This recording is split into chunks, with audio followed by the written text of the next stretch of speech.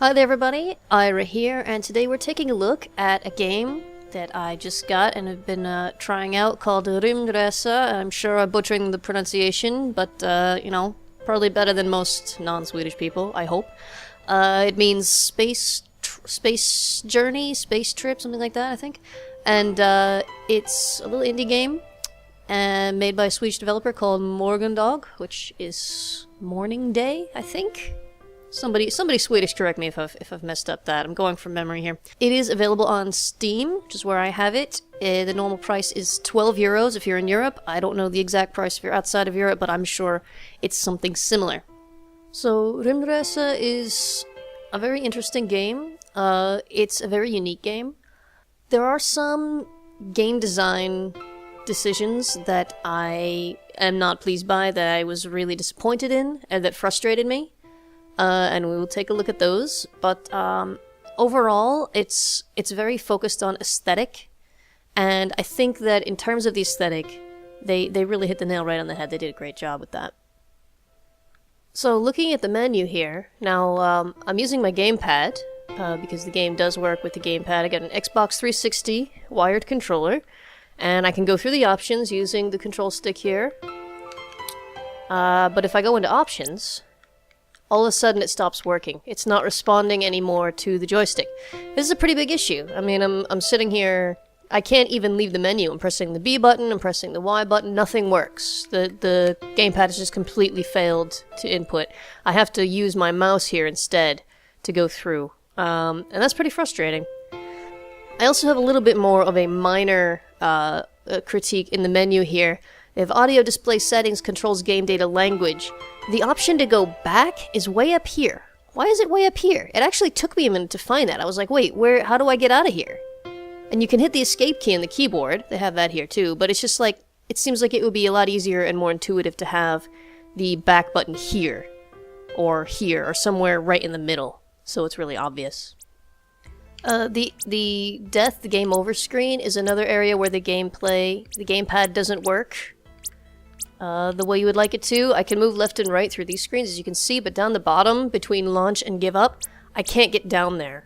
Or at least I can't find any way to get down there to choose give up, basically, and go back to the menu. So I am forced to use the mouse. So even though this game works really well with a gamepad, in fact, probably better than it does with the mouse and keyboard, you're still tied to the mouse, which is a little frustrating.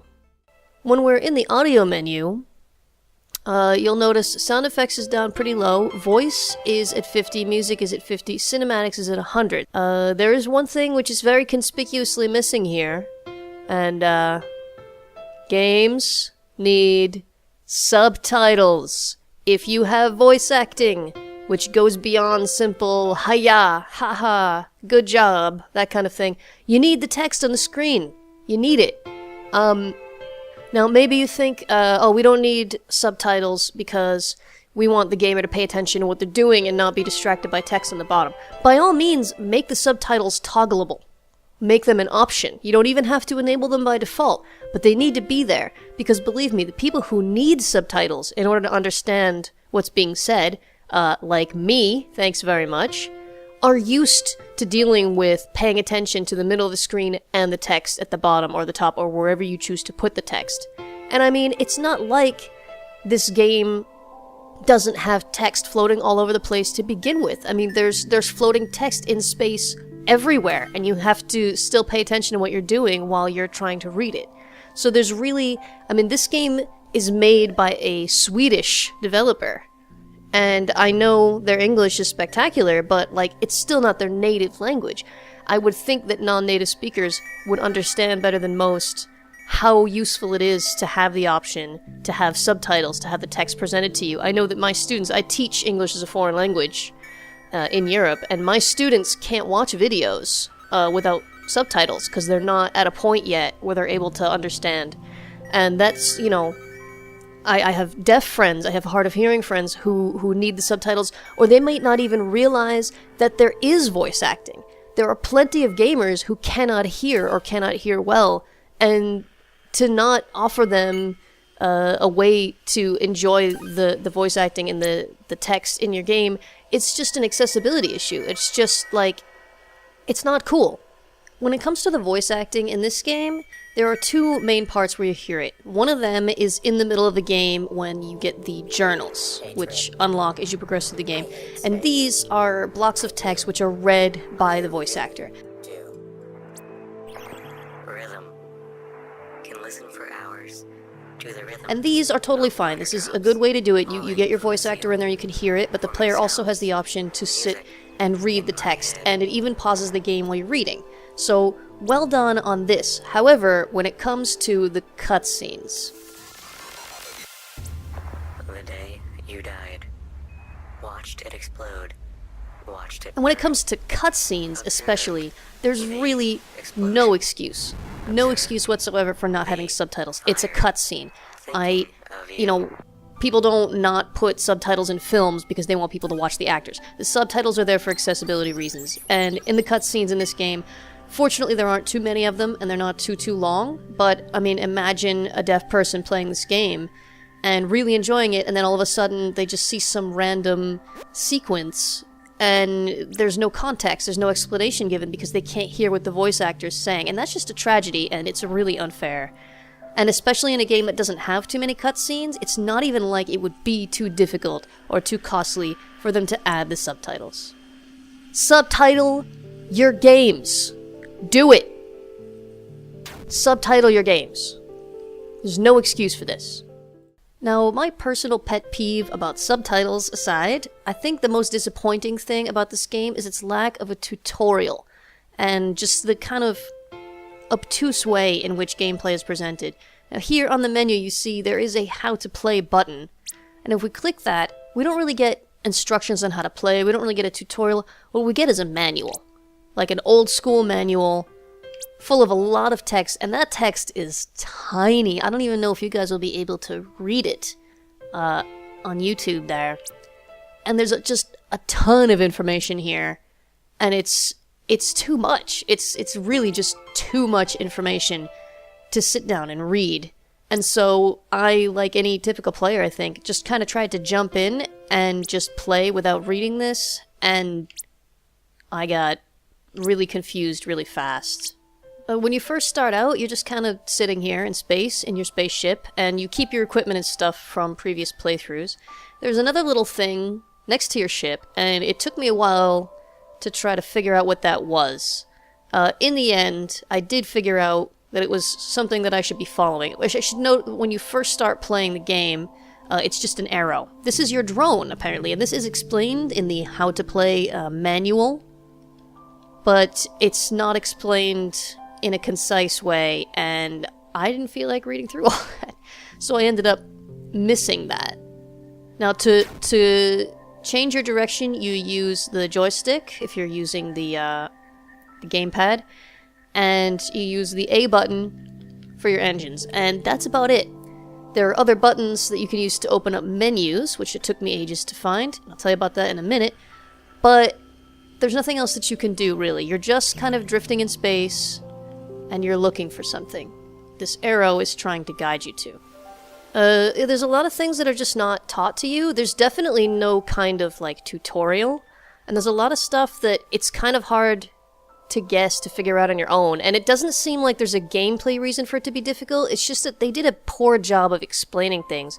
Like, if you look on the left side there, this is Pilot Inventory Mission Research, with up, down, right, left. It took me ages to figure out that that's talking about the D-pad on the gamepad.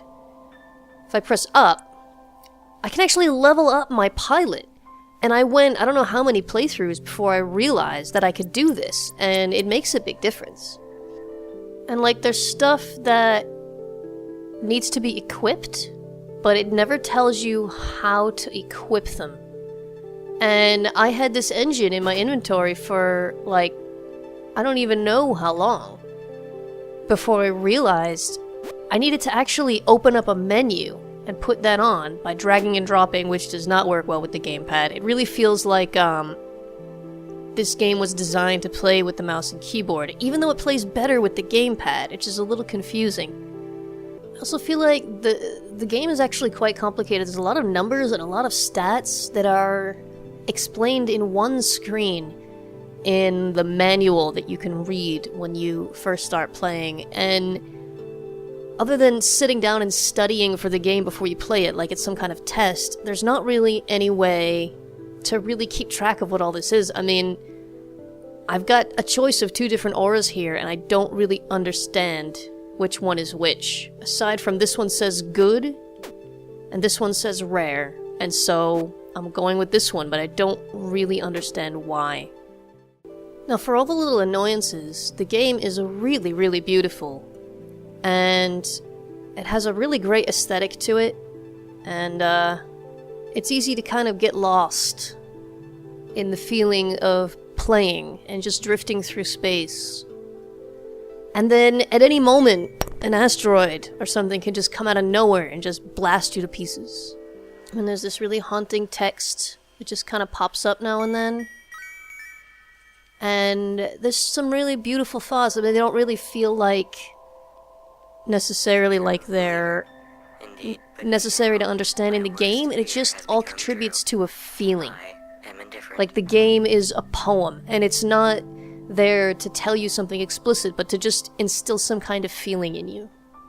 And that feeling is kind of lonely. For all the flaws that the game has, and there are no shortage, I really do enjoy playing it, and I'll definitely be playing it some more. And once you do finally figure out how to play, it is really, really enjoyable and not stressful. But for a new player, like, be prepared to deal with some probably very frustrating moments and frustrating times while you're trying to figure out how the heck this is supposed to work. It's like there are these really calm and peaceful periods where nothing much happens and you're just sort of drifting, and then there's these like nerve-wracking moments where you're in the middle of an asteroid field or a minefield and you're just like, holy crap, and you gotta just dodge. At the last second you're dodging asteroids and you feel like you're in the middle of something really amazing, and then it kind of passes and you're back to just being calm and peaceful. Like, even though it's very relaxing and kind of soothing, you can never let your guard down, because if you're not paying enough attention, you can very easily get crushed before you even realize what's happening. So I do recommend this game if you like the aesthetic, and if you're open to a little bit of frustration in exchange for a lot of really kind of touching and thoughtful play, then it's definitely worth picking up.